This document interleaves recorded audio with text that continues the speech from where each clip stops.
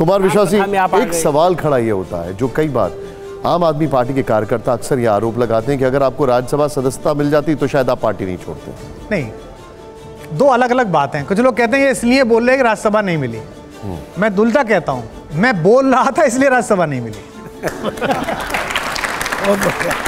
मुझसे TV channel पर मुंह मत खुलवाइए।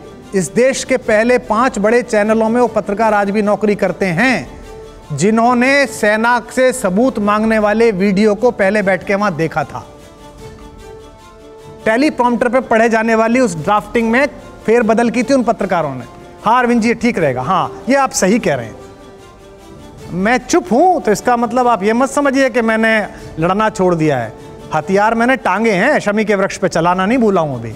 लेकिन तो क्या एक चीज इसमें नहीं, मैं आपको बताऊं तो मेरा कहने का तात्पर्य है कि मैं तब भी बोल रहा था कि सेना के शौर्य के सबूत मत मांगो। युद्ध के लिए जाते हुए सिपाही के लिए वो रात सुहाग रात होती है और सुहाग रात के सबूत नहीं मांगे जाते हैं। 9 महीने बाद पूरे गांव को पता चलती है कि मन गई थी।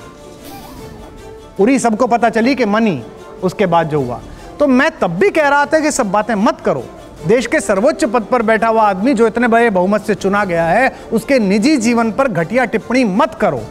हमसे तो मोबाइल छीनने जाते थे कि तूने क्यों नहीं रिट्वीट करा है, सब कर रहे हैं। मैंने कहा मैं नहीं करूंगा, तेरे बारे में भी नहीं करूंगा, किसी और के बारे में भी नहीं करूंगा। मैं नैतिक जीवन में, राजनीतिक आदर्शों में जिस नेता से सब ज्यादा प्रभावित था बचपन में, किशोरावस्था में जिनको सबसे पास से देखा था, उनके जीवन से मेरी भाषा प्रभावित है जिसका नाम है अटल बिहारी वाजपेयी। मैं कोई ऐसी बात ना तब कहना चाहता था ना अब कहना चाहता हूं और मुझे अपने जीवन की गति पता नहीं है।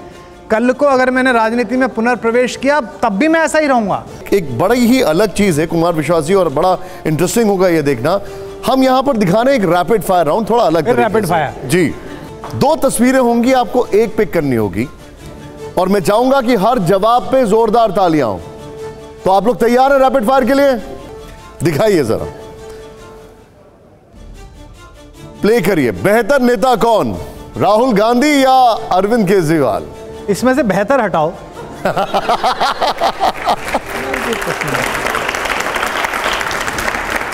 अब बेहतर विचारक कौन, दिखाइए जरा।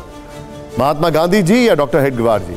दोनों का विचार बेहतर है, मैं दोनों से सहमत हूं। उनसे भी सहमत हूं, इनसे भी सहमत हूं। और एक ध्यान से देखो तो दोनों भी एक दूसरे से सहमत हैं। और वो प्रश्न क्या है पता है, किस शब्द पर सहमत हैं? वो है राष्ट्र। बापू के लिए भी और डॉक्टर साहब के लिए। अगला सवाल जो है उसका जवाब वैसे आप दे चुके हैं लेकिन फिर भी प्ले ऑन करिए जरा इसको। यहां पर अगला सवाल कुमार विश्वास जी के लिए, पहले क्या, गीता या संविधान? संविधान। संविधान, तालियां जोरदार। अब 3 तस्वीरें आएंगी, दिखाइए जरा, प्ले ऑन करिए। बेहतर मुख्यमंत्री कौन, योगी आदित्यनाथ जी, अशोक गहलोत जी या भगवंत मान जी? तीनों बहुत अच्छे हैं। भगवंत तो मेरा छोटा भाई है, वो तो बहुत बढ़िया है। एक बताइए आप। देखिए, भगवंत को मैं पार्टी ज्वाइन कराई मैंने और बहुत ही बेहतर इंसान है, अच्छे मनुष्य हैं भगवंत। अशोक गहलोत जी की तारीफ इसलिए है कि भारतीय राजनीति में इतना विनम्र नेता नहीं देखा गया जितने अशोक गहलोत हैं। 3 बार मुख्यमंत्री बनने के बाद भी अद्भुत विनम्रता है।